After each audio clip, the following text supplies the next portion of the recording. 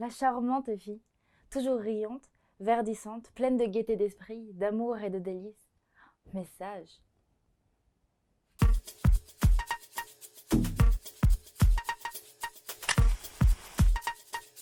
Bonjour, ici Jenna, actuellement présente pour vous raconter la fabuleuse histoire du mariage de Figaro de Beaumarchais.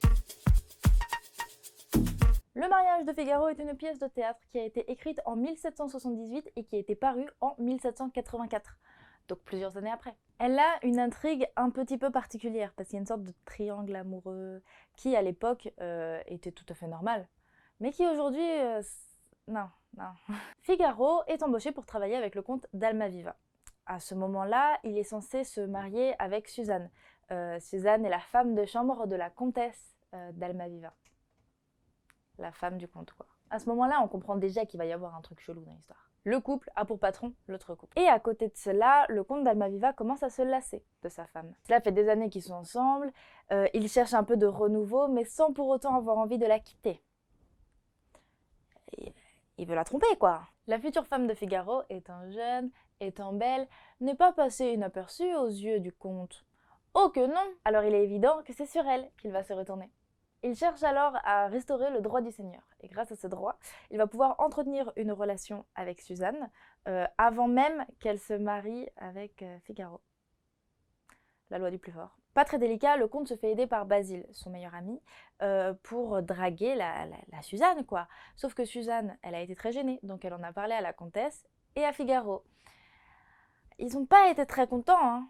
La loi du plus fort s'est alors retournée contre lui parce qu'un petit plan machiavélique a été mis en place. Suzanne, pour ridiculiser le comte, a organisé un petit rendez-vous galant à l'aide de Figaro et la comtesse. Il y est allé, hein, le comte, il y est allé. Grossière erreur! Évidemment que ce n'était pas un vrai rendez-vous, tout le monde l'aurait su. Une fois arrivé sur le lieu, le comte s'est retrouvé face à tout le peuple, Figaro, sa femme, et puis il a dû se mettre à genoux et présenter ses excuses, quoi. Ce qui est drôle, c'est qu'avant de monter ce plan, Figaro, il était persuadé que le comte était sur Suzanne et que Suzanne était sur le comte. C'est d'ailleurs grâce à ce fait que a existé le plus grand monologue français, le monologue de Figaro, donc. Enfin voilà, c'est ainsi que se termine l'histoire du mariage de Figaro de Beaumarchais. Le monologue à étudier, pépite. Si on retire tout le charabia qu'on nous demande d'étudier, c'est-à-dire les figures de style et patati et patata, c'est incroyable à quel point ce texte est riche. Il est riche en émotions, il est riche en passages, parce qu'en fait, dans ce monologue, il parle de plusieurs passages qui se sont passés avant. Et c'est fou de se dire qu'en un seul monologue, il a réussi à faire un retour en arrière si large. Et puis comme je l'ai dit, il passe par toutes les émotions. Et waouh! C'est beau! J'ai lu cette pièce quand j'avais 12 ans et en fait, je ne l'ai pas compris la première fois, mais parce qu'on me l'avait vendue autrement que ce que je viens de vous raconter là. Et donc du coup, moi je l'ai lu en me disant mais n'importe quoi, c'est pas ça, mais attends, c'est hyper étrange. Et donc je mélangeais les deux histoires, ce qui fait que l'histoire que j'avais en tête n'avait aucun sens. Et je l'ai relu l'année dernière et je l'ai trouvé trop bien, genre vraiment trop bien. L'amour que Figaro a pour sa femme est juste trop beau. Voilà, si jamais vous êtes fleur bleue, vous allez fondre. Et ça nous met vraiment les pieds dans un problème social qui est ce n'est pas parce que nous sommes plus cotés socialement parlant que nous sommes forcément les plus nobles.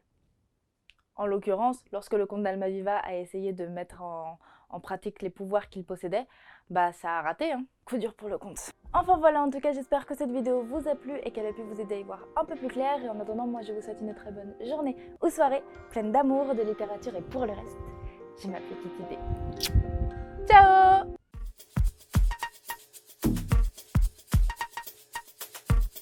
Oh, femme, femme, femme, créature faible et décevante.